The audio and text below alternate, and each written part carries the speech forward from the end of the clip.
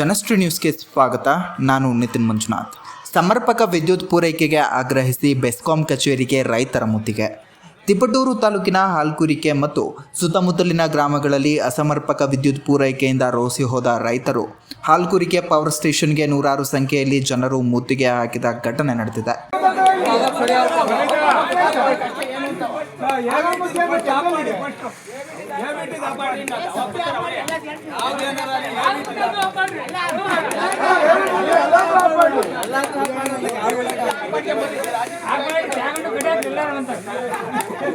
ಹದಿನೈದು ದಿವಸದಿಂದ ನಮಗೆ ಪ್ರಾಬ್ಲಮ್ ಆಗ್ತಾ ಇದೆ.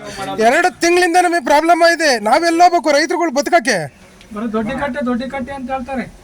ಈಗ ಲಿಂಕ್ ಲೈನ್ ಮಾಡಿಸ್ಕೊಂಡು ಸ್ಟಾಪ್ ಮಾಡಿ. ಲಿಂಕ್ ಲೈನ್ ಪರ್ಪಸ್ ಏನು? ಪರ್ಪಸ್ ಖಾಲಿ ಕರೆಕ್ಟ್ ಕೊಡಕ್ಕೆ ಬೇಡ ಬರ್ರಿ. ಈಗ ಲಿಂಕ್ ಲೈನ್ ಪರ್ಪಸ್ ಚೆಟ್ಟಿಕೆರೆ ಕರೆಂಟ್ ಕೊಡ್ತಾರಂತಲ್ಲ, ಏನು ಅಂತ ಕಾವಲಿ ಕರೆಂಟ್ ಕೊಡಕ್ಕೆ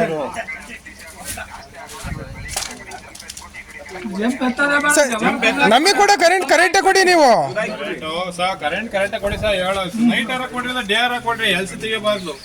ಅದೇಂದ ಕರೆಂಟ್ ಕೊಡ್ರಿ, ಜಾಸ್ತಿ ಕೊಡ್ಬೇಡ್ರಿ. ಕೊಡೋ 3 ಅವರ್ನ ಕರೆಕ್ಟ್ ಆಗಿ ಕೊಡ್ರಿ ಸರ್. ಬೆಳಿಗ್ಗೆ ಈಗ ಎಲ್ಸಿ ತಾಣ ಬದಲು ಬೆಳಿಗ್ಗೆ ಕರೆಂಟ್ ಕೊಡ್ಲೇಬೇಡ್ತೀರಾ, ನೈಟ್ ಕೊಡ್ರಿ. ಕರೆಕ್ಟ್ 3 ಫೇಸ್ ಕರೆಂಟ್ ಕೊಡ್ರಿ ರೈತರುಗಳಿಗೆ. ಎಲ್ಲಿ ಕೊಡ್ತಿದೆ ಸರ್? 2.5 ತಿಂಗಳಿಂದ ಪ್ರಾಬ್ಲಮ್ ಆಗಿದೆ ನಮಗೆ.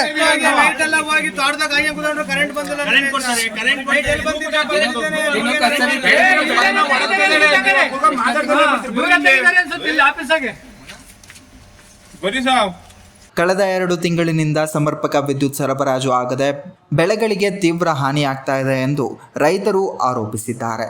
ತೆಂಗು, ಅಡಿಕೆ ಹಾಗೂ ಅಲ್ಪಾವಧಿ ಬೆಳೆಗಳನ್ನು ಬೆಳೆದಿರುವ ರೈತರಿಗೆ ಪ್ರತಿದಿನ 7 ಗಂಟೆ ವಿದ್ಯುತ್ ನೀಡುತ್ತಿದ್ದ ಬೆಸ್ಕಾಂ ಇಲಾಖೆ ಇತ್ತೀಚೆಗೆ ಸರಿಯಾಗಿ ಪೂರೈಕೆ ಮಾಡುತ್ತಿಲ್ಲ ಎಂದು ದೂರಿದ್ದಾರೆ.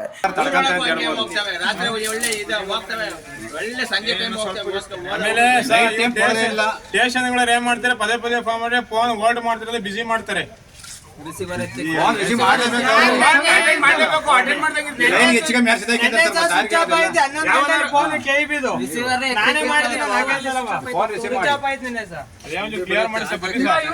ತಪ್ಪಿದ್ರಿ ಹೇಳ್ರಿ. ಇವ್ರು ಏನಾರು ತಗ್ಗಿದಾರ ಯಾವ್ದು ಮಾಡ್ಬೇಡ್ರಿ ಕಣ್ರಿ, ಎಲ್ಲ ಆಫ್ ಮಾಡ್ರಿ. ಸರ್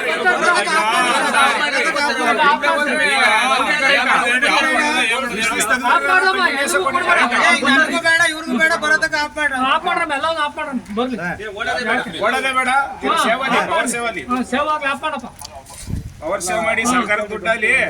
ಇಲ್ಲಿ ರೈತರು ಕೂಡ ಹಾಳಾಗೋಲಿ, ನೀವು ಆಫ್ ಮಾಡ್ರಿ.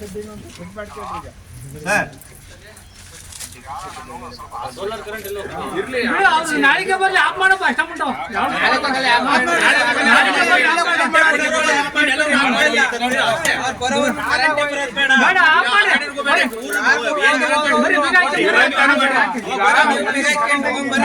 ಇದರ ಪರಿಣಾಮವಾಗಿ ಬೆಳೆಗಳು ಒಣಗಿ ಹೋಗುತ್ತಿರುವುದರಿಂದ ಮನನೊಂದ ರೈತರು ಕಚೇರಿಗೆ ಮುತ್ತಿಗೆ ಹಾಕಿ ಆಕ್ರೋಶ ವ್ಯಕ್ತಪಡಿಸುತ್ತಾ ತಕ್ಷಣ ಸರಿಯಾಗಿ ವಿದ್ಯುತ್ ಪೂರೈಕೆ ಮಾಡುವಂತೆ ಒತ್ತಾಯಿಸಿದ್ದಾರೆ.